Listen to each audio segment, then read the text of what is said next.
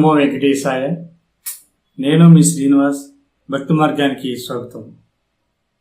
చాలామంది అడుగుతున్నటువంటి క్వశ్చన్ ఏంటంటే, మేము ఆన్లైన్లో రూమ్ బుకింగ్ చేసుకోలేదు, మేము తిరుమల కొండపైన మాకు రూమ్ ఎక్కడ ఇస్తారు అనేటువంటి క్వశ్చన్ చాలామంది పదే పదే అడుగుతున్నారు. మీరు తిరుమల కొండపైకి వెళ్ళిన తర్వాత సిఆర్ఓ ఆఫీస్ ఉంటుందండి. సిఆర్ఓ ఆఫీస్ దగ్గరే మీకు రూమ్ అన్నది ఇవ్వడం జరుగుతుంది. ఒక ఫ్యామిలీతో వెళ్ళిన వారికి అయితే సిఆర్ఓ ఆఫీస్ దగ్గర ఉన్నటువంటి ఆ ప్లేసే బెస్ట్ ప్లేస్. ఎందుకంటే సింగిల్గా వెళ్ళినటువంటి వ్యక్తులు ఎవరైతే ఉన్నారో సింగిల్గా వెళ్ళినటువంటి వ్యక్తులకి రూమ్ అన్నది ఇవ్వరు. అంతేగాని ఫ్యామిలీతో ఎవరైతే తిరుమల వెళ్తారో అంటే ఇద్దరికన్నా ఎక్కువ ఉన్నటువంటి వ్యక్తులకి సిఆర్ఓ ఆఫీస్ దగ్గర రూమ్ అన్నది ఇవ్వడం జరుగుతుంది. ఇది మనకి మార్నింగ్ నుంచి మనకి నైట్ వరకు కూడా రూమ్ ఇచ్చేటువంటి ప్రాసెస్ జరుగుతుంది.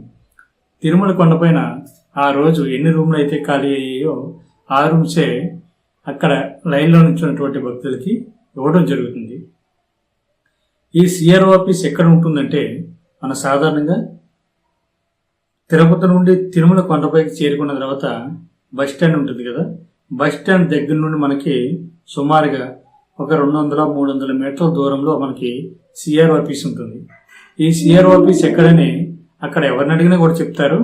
నేను అక్కడ సెక్యూరిటీ వారు ఉంటారు, సెక్యూరిటీ వారిని అడిగినా లేదా ట్రావెల్స్ వారు చాలామంది ఉంటారు కాబట్టి వెహికల్ వాళ్ళని అడిగినా కూడా సిఆర్ఓ ఆఫీస్ ఎక్కడంటే చెప్తారు. మనకి రోడ్ పక్కనే ఉంటుంది కాబట్టి నేను అక్కడి నుంచి కొంచెం దగ్గరలోనే మనకి అక్కడికి చేరుకున్న తర్వాత మనకి రూమ్ అన్నది ఇవ్వడం జరుగుతుంది. ఈ రూమ్ కోసం సుమారుగా మనం తొక్కులో చూసుకుంటే ఒక అరగంట నుండి 2 గంటల వరకు లైన్లో నిల్చోవలసి ఉంటుంది. ఎందుకంటే తిరుమల కొండపైన రూమ్ ఖాళీ అయినప్పుడు మనకి ఆన్లైన్లో వాళ్ళు అక్కడ చూసి మనకి రూమ్ అన్నది ఇవ్వడం జరుగుతుంది. కాబట్టి మీరు అక్కడ క్యూ లైన్లో నిల్చున్న తర్వాత 2 రకాల లైన్లు ఉంటాయి ఇక్కడ. ఒకటి, సామాన్యంగా మనం వెళ్ళినటువంటి వ్యక్తులు ఎవరైతే ఉన్నారో అంటే ఆన్లైన్లో కానీ లేదా ఏ విధమైనటువంటి రికమెండేషన్ లెటర్ లేకుండా అంటే సిఫార్సు లెటర్ లేకుండా వెళ్ళి నిల్చున్న వారికి ఒక లైన్ ఉంటుంది. లేదు ఎమ్మెల్యే, ఎమ్మెల్సీ, మినిస్టర్స్ అదేవిధంగా తదితర ప్రోటోకాల్ ఉన్నటువంటి వ్యక్తులు నుంచున్నటువంటి లైన్ ఒక పక్కన ఉంటుంది. మీరు నుంచున్నప్పుడు కొద్దిగా అక్కడ ఉన్నటువంటి సెక్యూరిటీ వారిని అడిగి నుంచోండి లైన్లో.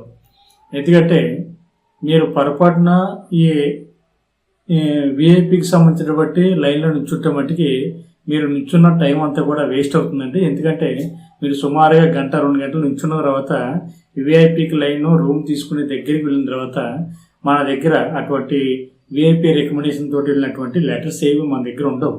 వాళ్ళ వెళ్ళిన వారికి మాత్రమే వాళ్ళకైతే 2nd ఫ్లోర్లో రూమ్ అన్నది ఇవ్వడం జరుగుతుంది. మీరు తీరా చూస్తే అక్కడికి వెళ్ళిన తర్వాత మీ దగ్గర ఎటువంటి ఐడి ప్రూఫ్స్ కానీ లేదా వాళ్ళు ఇచ్చినటువంటి లెటర్స్ ఉండవు కాబట్టి మీరు కొంచెం ఇబ్బంది పడేటువంటి అవకాశం ఎక్కువగా ఉంటుంది. ముందే మీరు తెలుసుకుని లైన్లో నుంచుంటే బాగుంటుంది. ఎందుకంటే నేను లాస్ట్ టైం వెళ్ళినప్పుడు చాలామంది మిత్రులు ఇబ్బంది పడ్డారు. చాలామంది సామాన్యంగా వెళ్ళేటువంటి లైన్లో నుంచోవడం మానేసి ఈ విఐపి కోటా ద్వారా వెళ్ళేటువంటి లైన్లో నుంచోవడం వల్ల 2 గంటల సమయం నుంచున్నారు దాదాపుగా. తీరా చూస్తే దగ్గరికి వెళ్ళిన తర్వాత సెక్యూరిటీ వారు ఈ పేపర్స్ అన్నీ కూడా వెరిఫై చేసిన తర్వాత వీళ్ళ దగ్గర ఎవరి దగ్గర లేవో వాళ్ళందరినీ కూడా మీరు నుంచోవలసింది ఈ లైన్ కాదు పక్క లైన్ అని చెప్పడంతో వాళ్ళు చాలా ఇబ్బంది పడ్డారు. ఈ విషయాన్ని గుర్తుపెట్టుకోండి. నిల్చున్నప్పుడు మాత్రం చాలా జాగ్రత్తగా మీకు తెలుసుకుని లైన్ నుంచోండి. లైన్లో నుంచున్న తర్వాత కొద్దిగా అంటే ఒక 50 మందిని ఒకసారి 100 మందిని ఒకసారి ఇలా విడతల కింద లైన్లోంచి మూవ్ చేయడం, అక్కడి నుంచి ఆ లైన్ క్లోజ్ చేసి వాళ్ళని గదిలోకి పంపడం జరుగుతుంది. అంటే రూమ్ ఇచ్చేటువంటి కౌంటర్స్ ఏరియా ఉంటుంది కదా, కౌంటర్ ఏరియాలోకి వీళ్ళు పంపుతారు.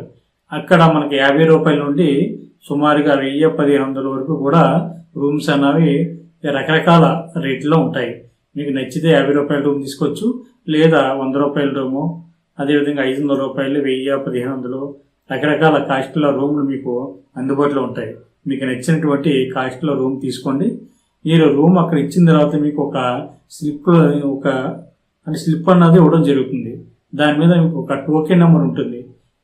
అంటే ఆ రోజు ఎన్ని రూమ్లు అయితే ఎలక్ట్ అయినాయో వాళ్ళకి తగ్గట్టు ఒక ఐడి నెంబర్ అన్నది మీకు ఇచ్చినటువంటి స్లిప్ మీద ఉంటుంది. ఆ నెంబర్ వచ్చిన తర్వాత మీకు రూమ్ అన్నది ఇవ్వడం జరుగుతుంది. సాధారణంగా అక్కడ అయితే మీరు వెళ్ళిన తర్వాత ఆ కౌంటర్లో మీ దగ్గర అమౌంట్ అయితే ఏం కట్టించుకోరు. కూడా మాత్రం ఒక ఆధార్ కార్డు, అదేవిధంగా మీరు ఒక మొబైల్ నెంబర్ కూడా పట్టుకెళ్ళండి. ఎందుకంటే ఈ రెండు కూడా వాళ్ళు స్కాన్ చేసి ఈ మొబైల్ నెంబర్ కూడా వాళ్ళు ఎంటర్ చేస్తారు.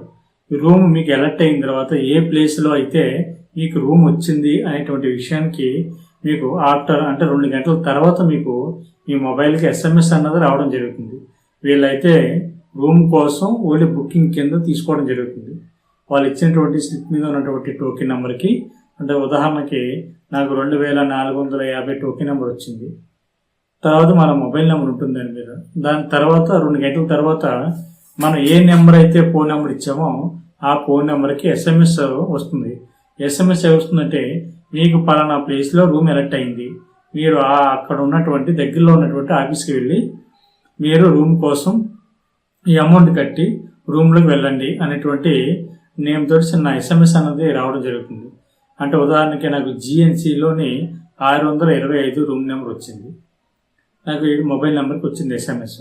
నేను జిఎన్సి అన్నది అంటే జిఎన్సి అంటే మనకి తిరుమల కొండపైన అకామిడేషన్ ఇచ్చేటువంటి ప్లేసులు చాలా ఉన్నాయి. అంటే ఏఎన్సి కానీ, సిఎన్సి కానీ, జిఎన్సి కానీ, ఎస్ఎన్సి కానీ, గోవిందరావు స్వామి ఉన్నటువంటి ఏరియా కానీ, లేదా సప్తగిరి కానీ, రకరకాల నేమ్స్ తోటి మనకి అకామిడేషన్ అన్నది అక్కడ ఇవ్వడం జరుగుతుంది. మనకి ఉదాహరణకు నాకు జిఎన్సి దగ్గర 625 రూమ్ నెంబర్ వచ్చింది. నేను జిఎన్సి దగ్గరికి వెళ్ళి అక్కడ ఉన్నటువంటి మెయిన్ ఆఫీస్ ఏదైతే ఉందో మెయిన్ ఆఫీస్ దగ్గరికి వెళ్ళిన తర్వాత నేను అమౌంట్ అన్నది కట్టిన తర్వాత నాకు రూమ్ అన్నది ఇవ్వడం జరుగుతుంది.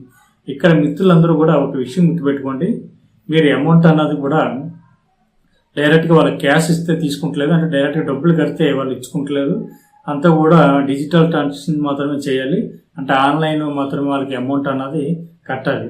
ఎందుకంటే మీ దగ్గర ఉన్నటువంటి గూగుల్ పే కానీ, ఫోన్పే కానీ, లేదా డెబిట్ కార్డు కానీ, క్రెడిట్ కార్డు కానీ, లేదా ఇంటర్నెట్ బ్యాంకింగ్ ద్వారా మాత్రమే మీరు అమౌంట్ అన్నది వాళ్ళకి కట్టాలి. కట్టిన తర్వాత మీకు రూమ్ అన్నది ఎలక్ట్ అవుతుంది. ఉదాహరణకి నేను తీసుకున్నది 50 రూపాయల రూము, కాకపోతే నేను కట్టవలసింది 550 రూపాయలు అమౌంట్ అన్నది నేను కట్టాలి. కట్టిన తర్వాత తిరిగిన నేను 24 గంటల్లో మనకి రూమ్ అన్నది ఇవ్వడం జరుగుతుంది. కాబట్టి ఒక రోజుకే రూమ్ ఇవ్వడం జరుగుతుంది.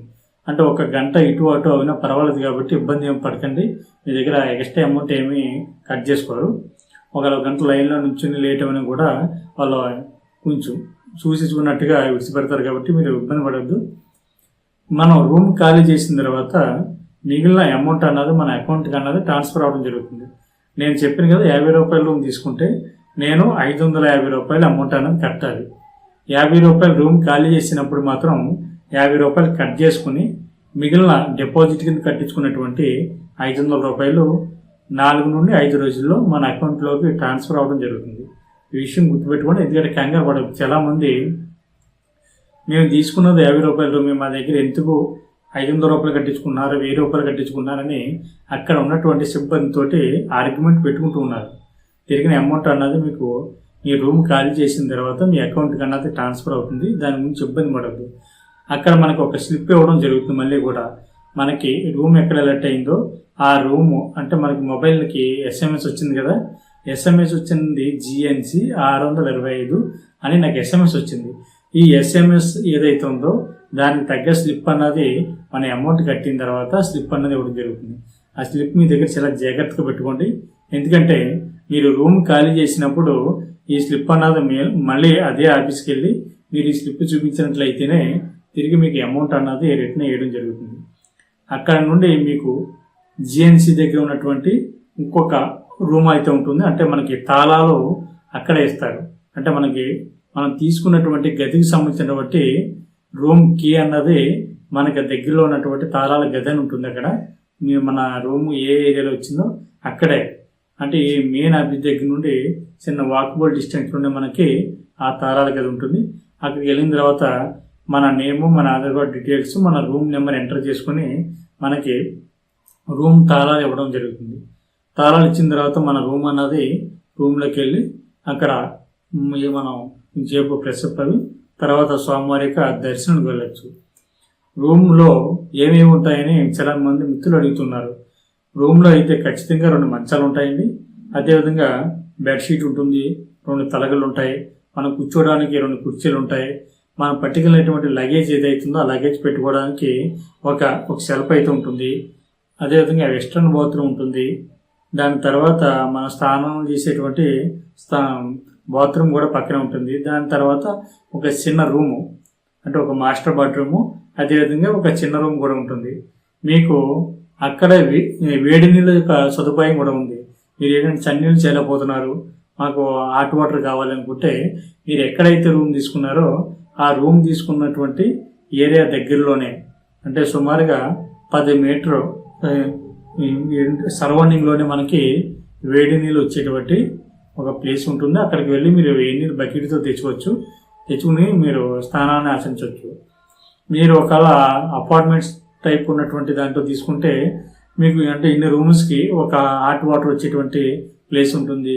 అదేవిధంగా మీరు సింగిల్గా ఒక ఇల్లు టైపు తీసుకున్నటువంటి ప్లేస్లో అయితే అంటే 50 రూపాయలకి అయితే మనకి ఇల్లు టైపు చిన్నది ఒక ఫస్ట్ ఫ్లోర్, సెకండ్ ఫ్లోర్ ఆ విధంగా ఉంటాయి. అక్కడ తీసుకుంటే మనకు ఒక రూమ్ అన్నది కింద ఉంటుంది. అక్కడికి వెళ్తే మనకి వేడి నీళ్ళు ఉంటాయి. అదేవిధంగా ఓపెన్గా మనకి అక్కడ కూడా బాత్రూమ్ సదుపాయాలు ఇవన్నీ కూడా ఉంటాయి కాబట్టి అవి కూడా మనం ఉపయోగించుకోవచ్చు, ఎటువంటి ఇబ్బంది లేదు. చాలామంది మిత్రులు అడుగుతున్నారు, మేము ఆన్లైన్లో రూమ్ బుకింగ్ చేసుకున్నాం, ఆన్లైన్లో రూమ్ బుకింగ్ చేసుకున్న వారికి ఎక్కడికి వెళ్తే రూమ్ ఇస్తారని. మీకు కూడా సిఆర్ఓబి దగ్గరలోనే మీకు రూమ్ ఇవ్వడం జరుగుతుందండి. మనం సిఆర్ఓబి దగ్గర మనకి అంటే ఒక ఆపోజిట్ అర్జిత సేవ ఇచ్చేటువంటి ప్లేస్ ఏదైతుందో దాని ఆపోజిట్ బిల్డింగ్, అంటే మనం వాటర్ తాగుతుంటాం కదా, జలనిధి అని ఉంటుంది. అంటే మనం దాహం ఇచ్చినప్పుడు వాటర్ తాగేటువంటి ప్లేస్కి ఆనుకున్నటువంటి బిల్డింగే ఏఆర్పి కౌంటర్. ఈ ఏఆర్పి కౌంటర్ దగ్గరికి వెళ్తే ఆన్లైన్లో మీరు తీసుకున్నటువంటి రూమ్ తారీఖు ప్రింట్అవుట్ పట్టుకెళ్ళండి. ప్రింట్అవుట్ పట్టుకెళ్ళిన తర్వాత ఆ ఏఆర్పి కౌంటర్లో నిల్చున్న తర్వాత మీరు పట్టుకెళ్ళినటువంటి ప్రింట్అవుట్ని స్కాన్ చేస్తారు. కాకపోతే మీరు ఇలా ఆన్లైన్లో రూమ్ బుకింగ్ చేసుకున్న వారు మాత్రం ఒక విషయాన్ని గుర్తుపెట్టుకోండి, ఒక రోజుకి ఇన్ని స్లాట్ల కింద దాన్ని డివైడ్ చేయడం జరిగింది. అంటే 9 నుండి 12, 12 నుండి సాయంత్రం 6, 6 నుండి నైట్ 10, ఆ విధంగా రకరకాల స్లాట్లు అన్నది ఒక డేని డివైడ్ చేశారు. మీరు ఆ స్లాట్ మీరు బుక్ చేసుకున్నటువంటి ఆ టైం లోపు వెళ్తే మాత్రమే మీకు రూమ్ అన్నది వాళ్ళు ఇస్తారు. నేను ఉదాహరణకి 9 గంటల నుండి మధ్యాహ్నం 12 గంటల మధ్యలో ఈ స్లాట్లో రూమ్ తీసుకున్నాను. నేను ఈ లోపల అంటే 9 నుండి 12 లోపు మధ్యలో వెళ్తే మాత్రమే నాకు రూమ్ అన్నది అలాట్ చేయడం జరుగుతుంది. లేదు 12 తర్వాత 1 గంటకో 2 గంటలకో నేను వెళ్తే మటుకి నాకు రూమ్ అన్నది ఎవరండి. అక్కడ మీరు బుకింగ్ చేసుకున్నది కూడా వృధాగా పోనట్టే, అమౌంట్ కూడా మీకు రీఫండ్ చేయరు.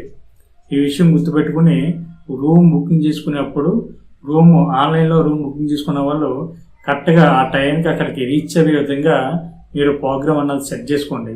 ఎందుకంటే చాలామంది మిత్రులు నేను చూసినప్పుడు ఏఆర్పి కౌంటర్ దగ్గర చాలామంది మీరు బుకింగ్ చేసుకున్నటువంటి స్లాట్ టైం దాటిన తర్వాత అక్కడికి వెళ్ళడం వల్ల రూమ్ అన్నది ఎలక్ట్ చేయడం జరగలేదు. చాలామంది మిత్రులు చాలా ఇబ్బంది పడుతూ కూడా నేను గమనించాను అక్కడ. అందుకని మీరు ఏ టైంకి అన్నది స్లాట్ బుక్ చేసుకున్నారో ఆ స్లాట్ లోపే అక్కడికి మీరు వెళ్ళడానికి ప్రయత్నం చేయండి. మీకు కూడా అక్కడే రూమ్ ఎలక్ట్ చేస్తారు. అదేవిధంగా ఈ సిఆర్ఓబి దగ్గరే అర్జిత సేవకి సంబంధించినటువంటి టికెట్స్ కూడా అక్కడ ప్రతిరోజు కూడా ఇవ్వడం జరుగుతుంది. అంటే మధ్యాహ్నం 12 గంటల నుండి సాయంత్రం 5 గంటల మధ్యలో మనకి అక్కడ శ్రీవారి అర్జిత సేవకు సంబంధించినటువంటి కొన్ని సేవలు అయితే మనకి లక్కీ ట్రిప్ పద్ధతి ద్వారా మనకి ఇవ్వడం జరుగుతుంది.